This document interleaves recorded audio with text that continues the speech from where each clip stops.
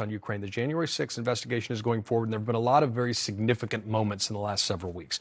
And this is potentially another one, seeing what Jared Kushner says. Yeah, and Margaret, this deluge of news comes full circle, and it's going to hit the midterms. Yeah.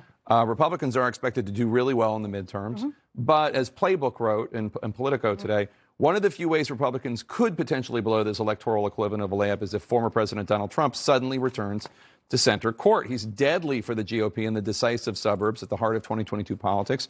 Recall how Virginia's Glenn Youngkin treated Trump like Voldemort, concerned that even uttering his name would repel potential supporters. There's a little mixed metaphor there with the basketball and the Harry Potter, but I take their point. Do you think Trump needs to sit this one out, and can he even be contained?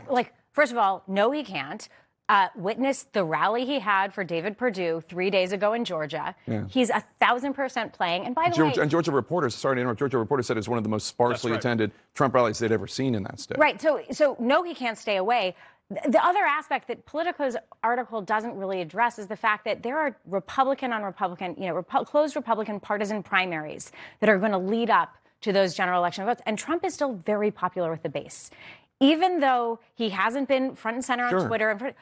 So actually, he is playing. It is feeding his ego, and he is influencing it for the worse. I mean, the worser candidates. Yeah, he's backing some certifiable candidates. That's right. I mean that literally. The seditionists, the white nationalists, the conspiracy theorists, the people who think the rainbow flag is the Satanist flag. I mean, just crazy. No, and in some cases, he's distanced himself from people like Mo Brooks, who he endorsed and then faded away. Look, he has a net negative effect on the party, not only in terms of the candidates who may win the nomination, but in terms of the general election and suburban swing votes. This guy's like microwaved fish. He is going to repel people.